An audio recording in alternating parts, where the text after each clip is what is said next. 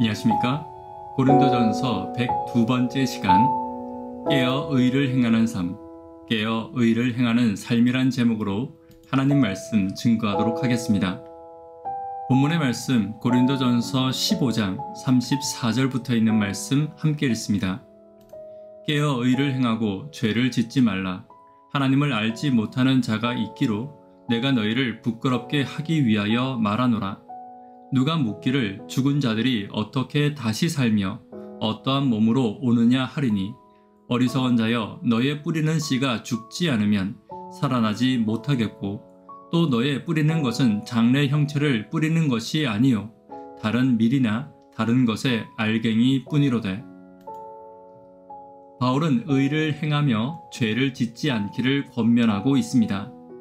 사람은 악에 가까울수록 악함에 익숙해지고 진리에 가까울수록 의로움에 익숙해질 것입니다. 의를 행하고 깨어 있으라는 말은 예수님이 주신 복음과 진리와 가까워지고 악에서는 멀어져 성도답게 말하고 행동하며 살아가야 함을 말하는 것입니다. 그렇다면 진리에 가까운 삶, 악에서 멀어지는 삶은 어떤 삶인지 말씀을 통해 살펴보도록 하겠습니다. 첫 번째는 복음에 부끄러운 자가 되지 않아야 합니다. 34절입니다. 깨어 의를 행하고 죄를 짓지 말라. 하나님을 알지 못하는 자가 있기로 내가 너희를 부끄럽게 하기 위하여 말하노라. 바울이 말하는 가장 부끄러운 것이 무엇입니까? 평생을 신앙을 하며 진리를 믿는다고 말하지만 결국에 진리를 알지 못하고 신앙을 알지 못하는 성도가 있습니다. 예수님을 알고 성경을 알고 심지어 진리를 가르치고 이끄는 자이지만 하나님을 진실되이 알지 못할 수도 있다는 것입니다. 이것이 가장 부끄러운 것으로 진리를 알고 가르치고 전하지만 예수님을 닮지 못하고 예수님을 드러내지 못하고 본인은 정작 진리를 행하지 못하는 것입니다.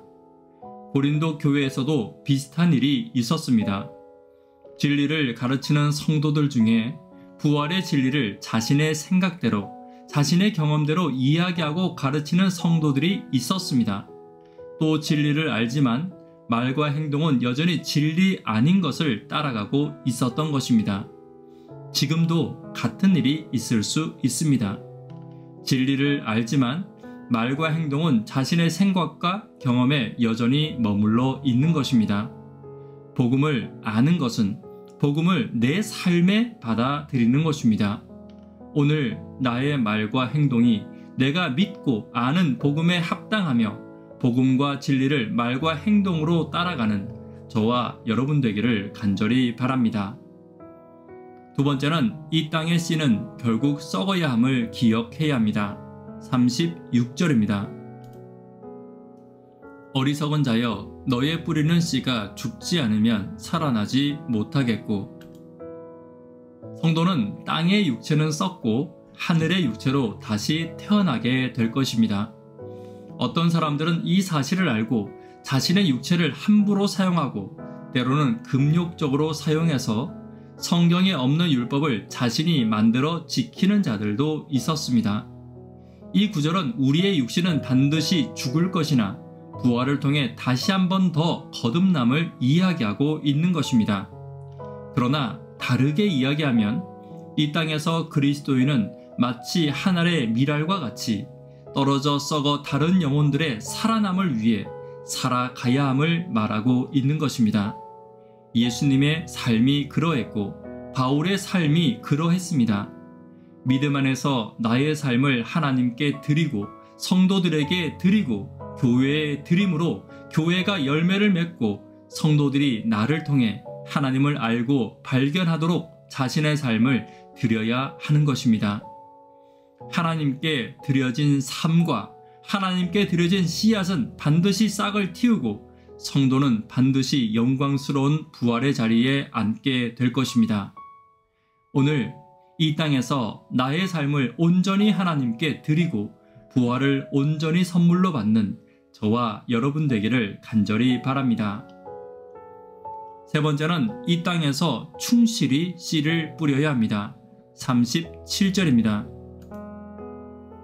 또 너의 뿌리는 것은 장래 형체를 뿌리는 것이 아니요 다만 밀이나 다른 것의 알갱이 뿐이로되.